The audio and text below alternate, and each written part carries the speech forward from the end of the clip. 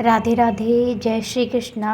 आप सभी को वरुथनी एकादशी की ढेर सारी शुभकामनाएं, अनंत शुभकामनाएं वरुथनी एकादशी की। तो आज वरुथनी एकादशी की पूजा दिखाएंगे और वरुथनी एकादशी पे क्या क्या भोग लगा सकते हैं उसकी भी दिखाएंगे पूरी दिनचर्या। दोपहर तक की दिनचर्या दिखाएंगे कि दोपहर तक की पूजा कैसे कर सकते हैं।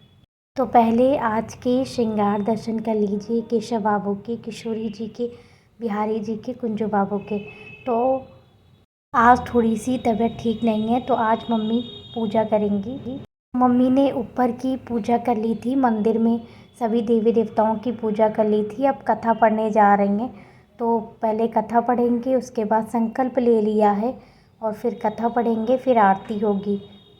इसी तरीके से एकादशी का व्रत का पूरा दिन व्यतीत किया जाता है। तो इसी तरीके से व्यतीत नारायण नारायण भजमन नारायण नारायण नारायण लक्ष्मी नारायण नारायण नारायण भजमन नारायण नारायण नारायण लक्ष्मी नारायण नारायण नारायण श्रीमन नारायण नारायण नारायण भजमन नारायण नारायण नारायण।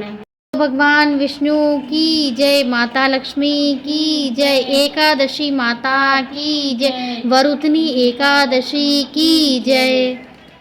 वरुथनी एकादशी महात्म्य। वैशाख माह के कृष्ण पक्ष की एकादशी। भगवान कृष्ण बोले, है ये दुष्ट, वैशाख माह के कृष्ण पक्ष की एकादशी का नाम वरुथनी है। इस व्रत का महाफलदाता है। शास्त्रों का लेख हाथी घोड़े भूमि दान को उत्तम कहा गया है। भूमि से तिल दान श्रेष्ठ है। अन्न से कन्यादान, कन्यादान से वरुथनी एकादशी का व्रत श्रेष्ठ है। जो लोग कुरुक्षेत्र में सूर्य ग्रहण के समय स्वर्ण दान से फल मिलता है, वह वरुथनी एकादशी व्रत से फल मिलता है। इस एकादशी में व्रती को दशमी में शयन करना चाहिए। कन्या दान करे, भोजन करे, मांस मसूर की दाल, प्याज इत्यादि निषेध वस्तुओं का त्याग करे और रात्रि को स्त्री से रमण न करे।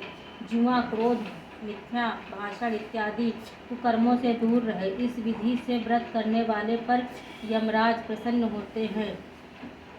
इसका मातम सुनने से सहस्त्र गौदान का फल मिलता है। फलाहार, इस दिन खरबूजे का सागार लेना चाहिए। खरबूजा व अन्य फल जैसे आलू, दूध की वस्तुएं ले सकते हैं। बोलो भगवान विष्णु की जय, माता लक्ष्मी की जय, एकादशी माता की जय। कथा हो जाने के बाद तिल और पुष्प भगवान को अर्पित करेंगे। उसके बाद आरती करने की तैयारी करेंगे। तो आरती करेंगे भगवान विष्णु की। पहले गणपति महाराज जी की आरती करेंगे, फिर भगवान विष्णु की आरती करेंगे, लड्डू गोपाल जी की। और आज भोग में बनाएंगे लौकी की खीर। तो आप सभी लोग पूरी वीडियो तक देखिएगा, एंड तक देखिएगा तो आप सभी को पता चलेगा कि व्रत में, एकादशी के व्रत में लौकी की खीर कैसे बनाकर भोग लगा सकते हैं। गणपति जी की आरती करेंगे, फिर लड्डू गोपाल जी की, भगवान विष्णु की, इसी प्रकार से आरती करेंगे सभी की। तो मम्मी यहाँ पर आरती कर रही हैं। आज की एकादशी का विशेष महत्व है। वैशाख मास के कृष्ण पक्ष की एकादशी कही जाती है। तो ये एकादशी का विशेष महत्व होता है। तो आरती करेंगे सभी भगवान की। ओम जय जगदीश हरे, स्वामी जय जगदीश हरे, भक्तजनों के संकट दाक्ष, जनों के संकट क्षण में दूर करे। और आरती हो गई है तो आप सभी लोग भी आरती ले लीजिए। भगवान जी को आरती दिखाएंगे और आप सभी लोग भी आरती ले लीजिए। इस तरीके से वरुथनी एकादशी की पूजा, वरुथनी एकादशी की सरल पूजा विधि। और अब भगवान जी का आशीर्वाद लेंगे। वरुथनी एकादशी की पूजा हो गई है। आज के श्रृंगार दर्शन कर लीजिए वरुथनी एकादशी के।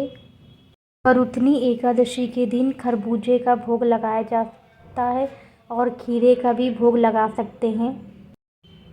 पूजा हो जाने के बाद इधर मूंगफली भून रही है मूंगफली फ्राई हो रही है भोग लगाने के लिए, और इधर चाय बनने के लिए रख दिया है, तो चाय भी बन जाएगी।